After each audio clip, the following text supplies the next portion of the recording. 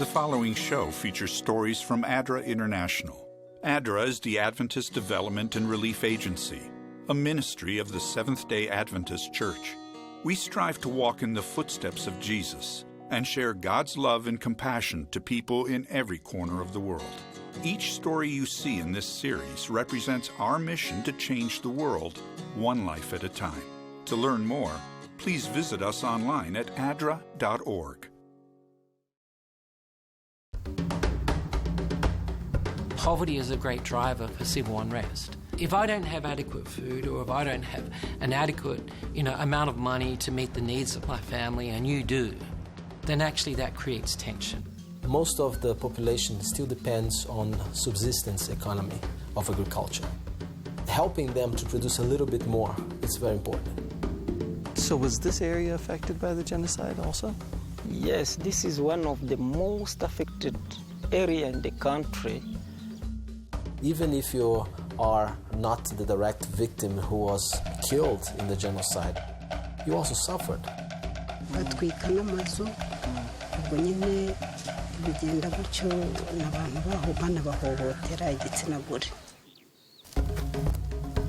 cannot be sitting and expect to have food come from above or from someone else. Let me show you an example of a pineapple which is ready to be harvested. We're two groups of people who, 20 years ago were warring with each other.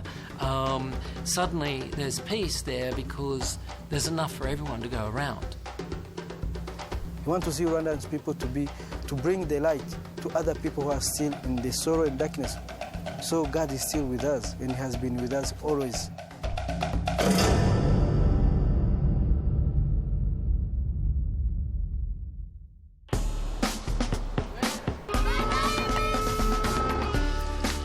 This world of ours is more beautiful, more complicated, and more inspiring than we could ever imagine. My name is Sanjay, and this is the story of a journey with Adra to serve a hurting world. I've spent the last 6 months seeing a side of our planet that not many people get to see, witnessing the most incredible challenges and the most extraordinary hope. Together, we've got a chance to impact the world in a whole new way. This is A Closer Walk.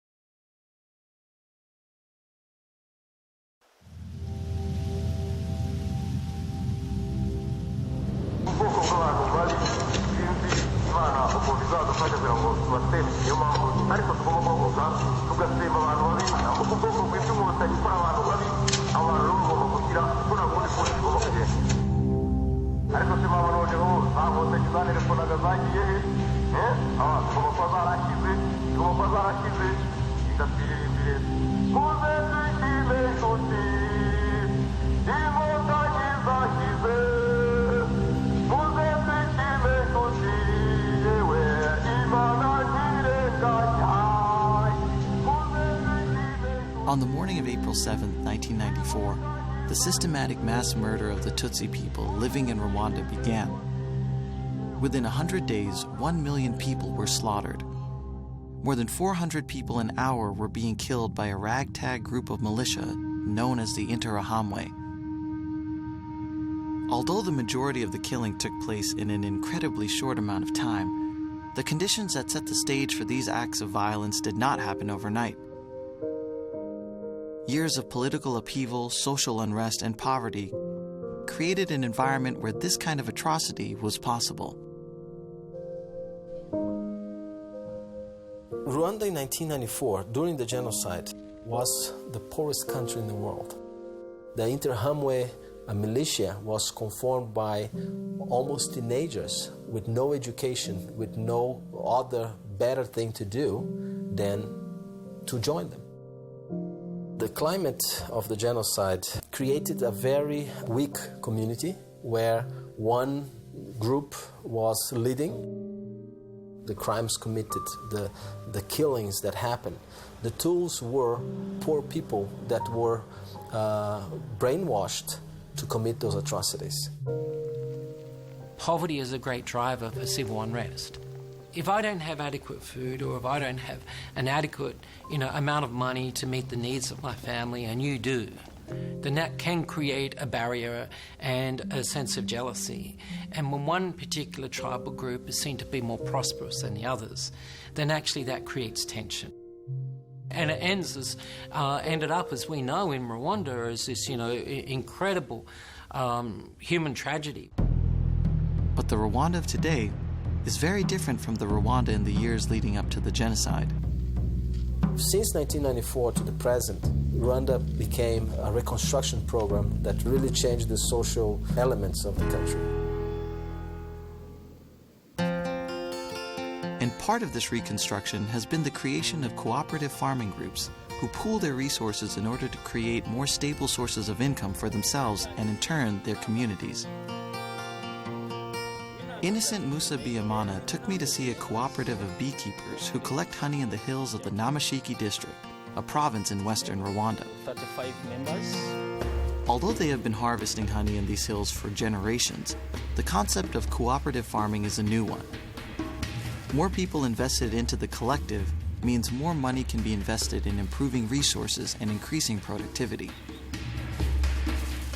People often think that, poverty is about a lack of finances, or it's often associated with ignorance. It's usually not ignorance. It's usually a lack of opportunity. And the people themselves know the solutions, but actually they just need the resourcing to be able to create their own solutions. And access to resources is of extreme importance to these beekeepers. Without the additional funds they are able to secure by being a part of the collective, they run the risk of being underprepared to handle the dangerous job of collecting honey.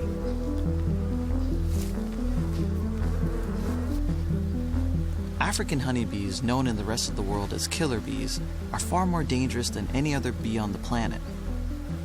They are extremely defensive, and if they are disturbed into an attack, it can be deadly for their target.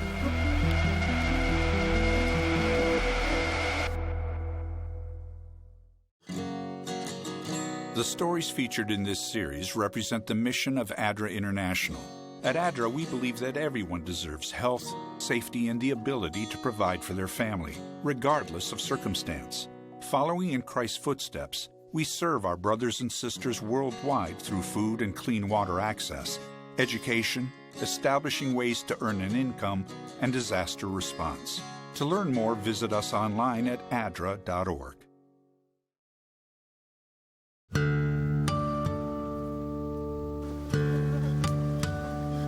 If you look at beekeeping, it's an ancient sort of thing that's been there since, time began. A little bit of the technology about how do you improve the hive or how do you improve the construction makes a huge difference in their production. So you can see this increase in production, which is 5-fold, 10-fold, with just a little bit of an increase in science. Most of the population still depends on subsistence economy of agriculture. Helping them to produce a little bit more, it's very important. Instead of using traditional ways of beekeeping, they're producing 2 or 3 times more because of these technologies that we introduce. It makes a big difference for a household. The benefits, because they can get money out of this honey when they sell it off to the communities around them or outside of the sector. These communities are not given handouts. They are understanding their need to organize themselves, to make a plan, and start the plan. Each member of the cooperative has a role that is integral to the success of the group as a whole. Elena Mukabatera is one of the founding members of the co-op and has been elected to a very important position. She is the keeper of the honey. 1 bucket of the honey can sell in the market for 225,000 Rwandan francs, or $320. Depending on the season and the quality of the honey harvest, Elena can have a large store of buckets in her home, which adds up to a lot of valuable honey. In a community where the average salary is only $52 a month, keeping this honey safe is a big responsibility. Elena takes her role very seriously, and part of her responsibility is to walk the honey back to her home, where she will meet with other members of the cooperative responsible for weighing and accounting for the honey. Rwanda, known as the land of 1,000 hills, is a temperate tropical highland with rolling hills and peaceful, serene valleys. But in a country that is about half the size of Pennsylvania, you are never far from its tragic past. So was this area affected by the genocide also? Yes, this is one of the most affected areas in the country. A lot of people perished during genocide. I don't have figures, but it is one of the most affected parts in the country.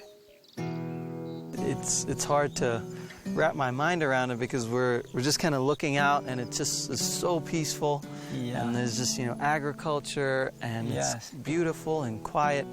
It's hard to imagine that genocide was taking place right here. The government has done a lot to make sure that the country is peaceful, to make sure that reconciliation is there, to make sure that people are safe. So were you here Yes. in Rwanda during the genocide? Yes, I was there. I was 17 years old. It was hard for us to go out, seeing house burning, seeing people running out of others and killing them, seeing bodies outside. I can't forget because it was my first time to see a person killing another, innocent people. I can't forget. I still keep those memories. The stories featured in this series represent the mission of Adra International. At Adra, we believe that everyone deserves health, safety, and the ability to provide for their family, regardless of circumstance. Following in Christ's footsteps, we serve our brothers and sisters worldwide through food and clean water access, education, establishing ways to earn an income, and disaster response. To learn more, visit us online at adra.org.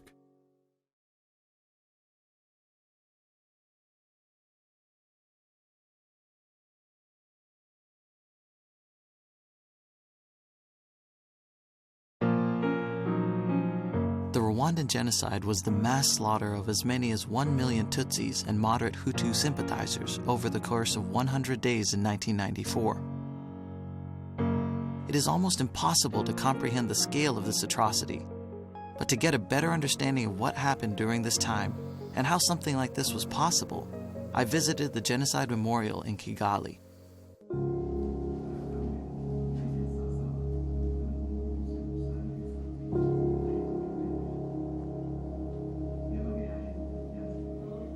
Even if you are not the direct victim who was killed in the genocide, you also suffered. And you have people taken away from you. You have people run out to another country. So everybody's affected by this. Atrocities happen, in both ways.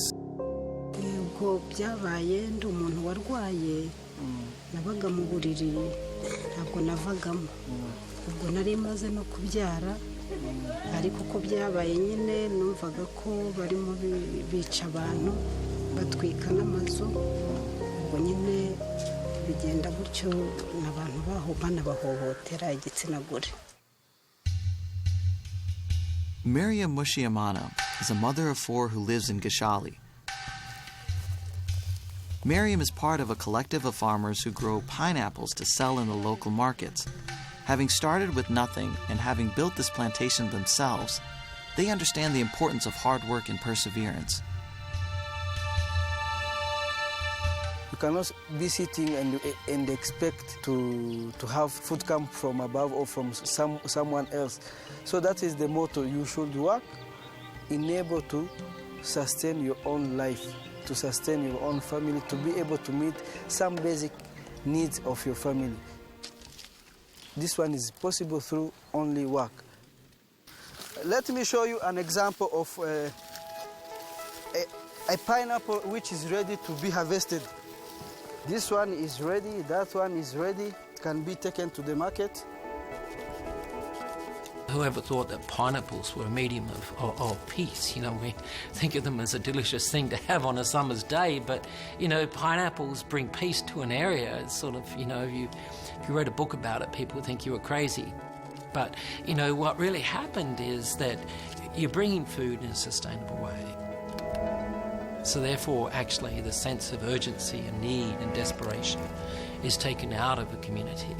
It's complex, and yet it's not. You know, you think we plant pineapples and then it ends up with strength of community, where two groups of people who, you know, 20 years ago were warring with each other, suddenly there's peace there because there's enough for everyone to go around. How is it? Sweet. Yeah? You can also try.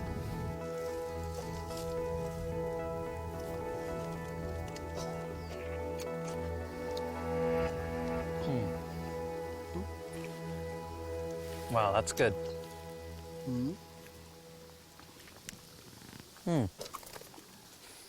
Perfect. Perfect.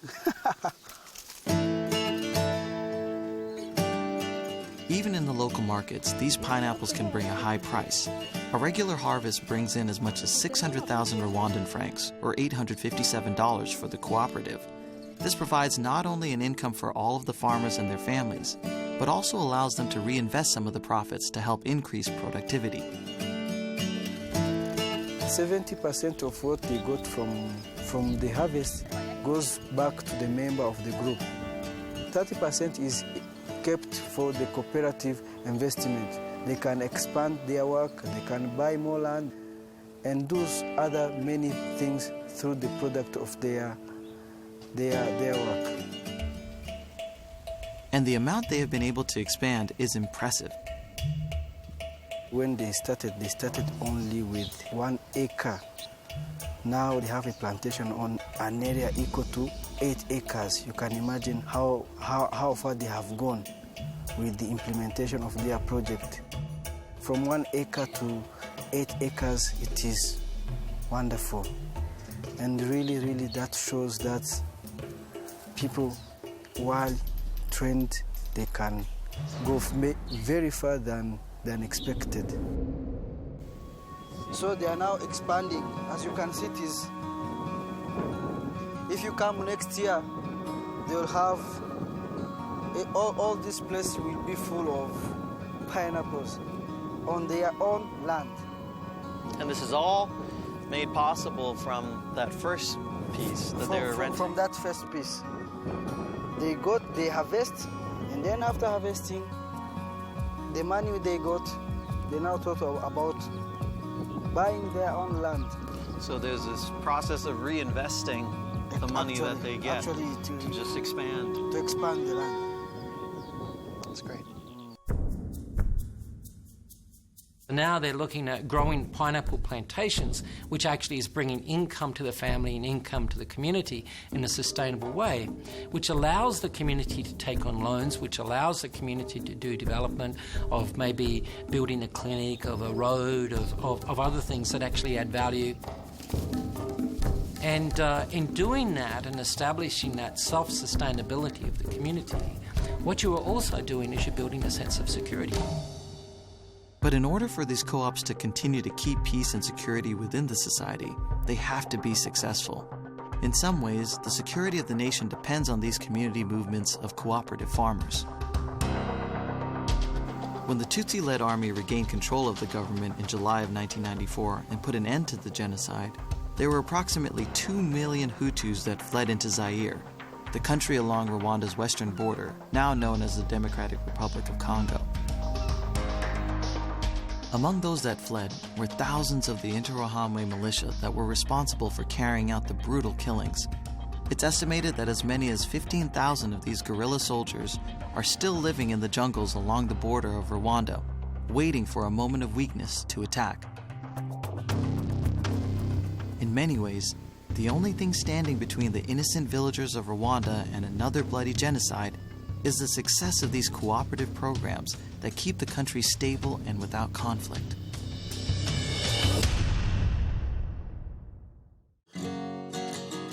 The stories featured in this series represent the mission of Adra International. At Adra, we believe that everyone deserves health, safety, and the ability to provide for their family, regardless of circumstance.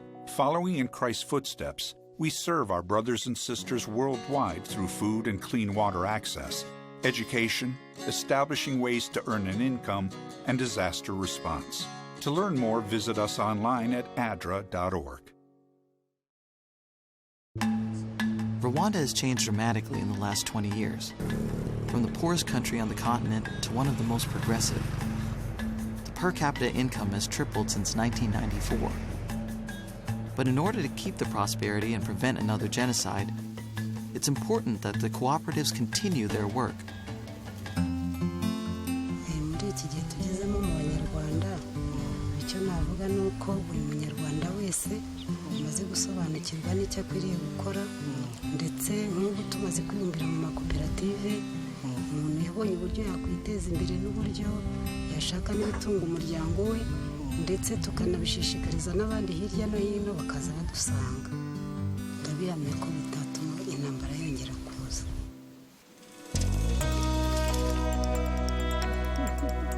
The first years after genocide, it was not too easy for people to cope with the situation. But eventually, the government has worked hard, and other organizations that work for peace and reconciliation like Adra, they are working hard into creating that sense that we are together in this. So the whole atmosphere of the country is different now from what it was 20 years ago. And the development is just an effect of that. Everybody understands that prosperity is a key element to make the country to be stronger. For you to have unity, for you to have peace, you have to have development. I wish when we talk about Rwanda, we will not see only the genocide part. Genocide is definitely necessary to be remembered, but not to be the center of the things. We are fast to forgive, and we are fast to move forward in understanding that we have to forget the feelings, but not forget what happened. There was a genocide against the Tutsi. This is remembered, but this is not taking me down. I still move forward despite those circumstances. And I think that spirit is what makes Rwanda so strong today. Seraphine Mukabatera is another success story from the beekeeping cooperative. She's able to support her family of 7 and still have enough extra income to buy their own pig, an impressive accomplishment for a family in a rural farming village. Her son, Jean-Pierre, is growing up in a very different world than the Rwanda of the past. Feeding the family pig may seem like a simple after-school chore, but there's a sense of self-worth and dignity that comes from being able to help take care of the family. Discontentedness is a major factor in social unrest, and a sense of purpose that comes from being able to support yourself builds strong communities. So do you feel that projects like the beekeeping and honey production contribute to that type of stability that would prevent?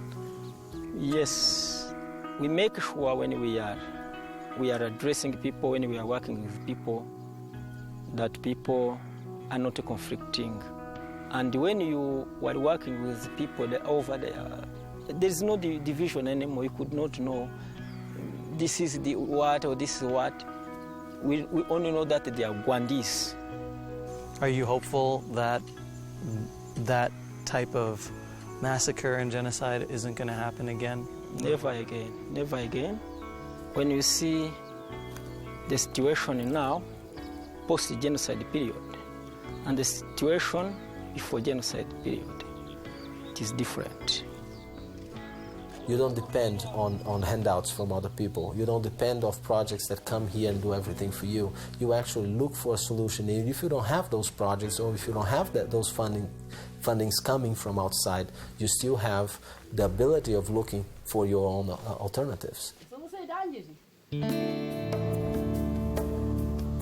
The lives of people in Rwanda are changing in a very real way. Their fertile land has provided an incredible opportunity for growth. The babies born in Rwanda today have a chance for very different lives than their parents and grandparents. Although they will never be far from their tragic past, there is hope in this place that has so much promise. You see, when people, when they see you coming to them, they see you that you are bringing hope. We are bringing to those people education. We are bringing to those people livelihood. We are bringing to those people health. So all sort of things for people, they know something is going to happen really in their life. So I feel really proud and happy to be part of that. I like to see the communities, the community members improving, to see the success. I see families improving, even the way they think. I see some of them thinking beyond the way they have been thinking before we start working with them. Trying to do something, trying their endeavor, their effort to improve on their livelihoods.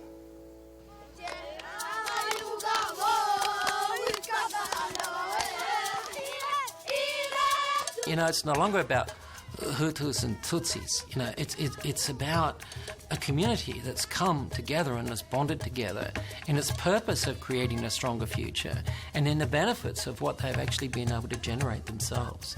And so what you see is a stability, you know, not just a financial stability, but a political stability. And you see a unity where unity perhaps did not always exist within that community. When you are involved directly in the community work, or you're involved helping the ones in need, you are working towards some sort of completeness. And I believe Rwanda, if they continue with this spirit of integration and spirit of unity, you can see a lot more, and you are going to be very impressed with Rwanda in a couple of years. God has enabled us to come out from the genocide to moments like this where people can still stay together. So God is still with us, and He has been with us always.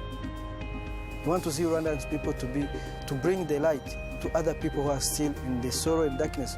You can still achieve things no matter what you have been passing through. What was the situation we were in the past, you have the present to change your life and to progress, to achieve more.